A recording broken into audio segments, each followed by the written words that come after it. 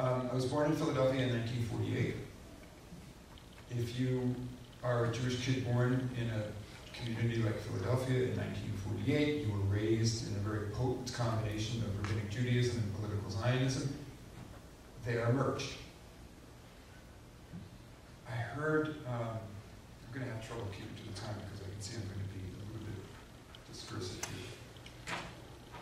I heard on YouTube, I watched a clip of Tony Judd of blessed memory, and he was being confronted by somebody in the audience saying, you know, aren't you guilty of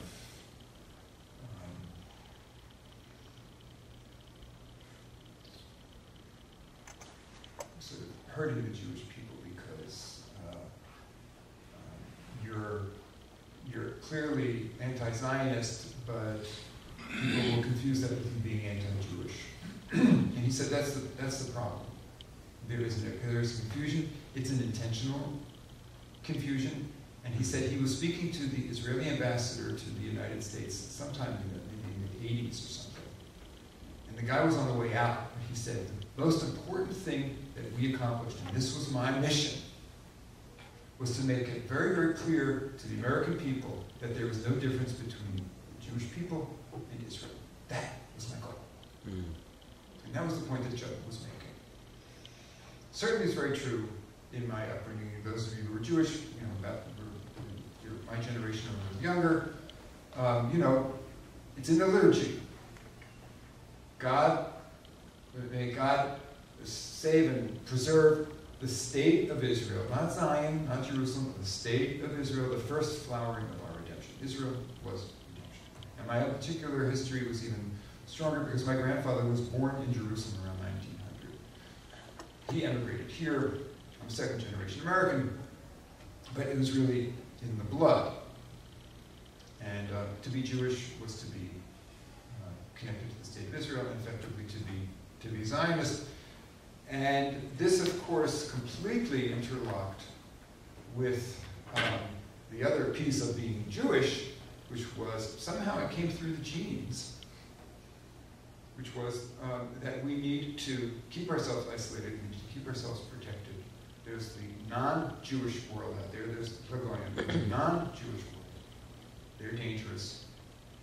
For my grandmother, non-Jews, the Goyim, and as I talk about it in the book, were basically a drunken rabble that was going to kill them. And you know, my parents were first generation Americans, liberal, you know, pretty much politically on the left. But you know, the essence of it was still there. And you know, I would no sooner walk into a church than I would, you know, I'm not quite sure what it was dangerous. Christians were either going to kill you or convert you. It wasn't clear what was worse. It was dangerous. So, Israel, protection, our guys, our guns, and the dangerous non-Jewish world out there were very much part of the same thing. And there was also a sense of exclusivism, entitlement. Let's face it, we're better, we're smarter. And that was really part of my upbringing. So, I mean, I loved being Jewish. In very different ways, I still love being Jewish. And there was a dark side. The dark side was the ghettoization and the wall around me. And when I first stood in front of the separation barrier, running through East Jerusalem 4 short years ago, I stood in front of that wall, and my insides turned over. Not just because it's a horrible obscenity for so many reasons, but because I said, oh, I know what that's about. So I could see, anybody who looks at the map, you know, when I get the softball question from the audience, it says, well, doesn't the separation barrier protect Israel from terrorism? You know, isn't it keeping down the suicide attacks and all that? I'll say, well, have you looked at the map? See where that wall runs?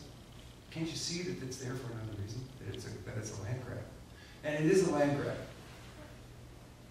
it's also something that is psychologically very, very profound and very, very important. We need that wall. And one of the more brilliant things about Papet's book is, you know, the first 8 or so chapters are pure history, and it's tough going.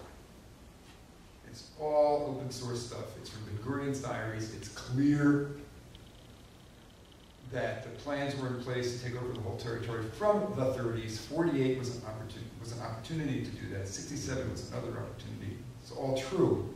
And ethnic cleansing is an appropriate word to use. But then he has some chapters at the end that are analytical. And one of them is called Fortress Israel. And that's what Israel has become. And the Jews of Israel live behind a wall. One of my favorite stories is, goes like this. This is 2007 or 8. I was over there for some of the NGO work, and I was sitting in Ramallah, which is sort of the de facto head of the Palestinian Authority, and all the NGOs are there, the international NGOs are there. And I'm sitting with the country head of Mercy Corps, who's a Palestinian woman from Nablus, a Muslim woman. And, you know, we were talking about how she couldn't get her people into Gaza, and it was a mess, and all that. And she's telling me her stories, a typical Palestinian story. Her mother and brother were gunned down on their doorstep, you know, in Nablus, which is a tough place anyway. But then she tells me a story that I know she wanted me to repeat. She lives in Jerusalem, in northern Jerusalem, which is a part of it which is still effectively part of the West Bank, whatever it will become in the future. And she commutes to Ramallah, which is, if you've been there, it's about 5 miles north of Jerusalem. And if you take the road, at least now, north, you are accompanied the entire distance by the wall. To your left, on the western side of this road that still goes up north. And it's a 25-foot high concrete thing. And she has her 8-year-old daughter with her who takes this commute with her often. And out of the blue, one day her daughter says to her, "Mommy, why do they make the Jews live behind that wall?" It's a very, very telling story. This kid does not know that she's the prisoner, that she's the dispossessed one. She's just a kid. But she understands the reality.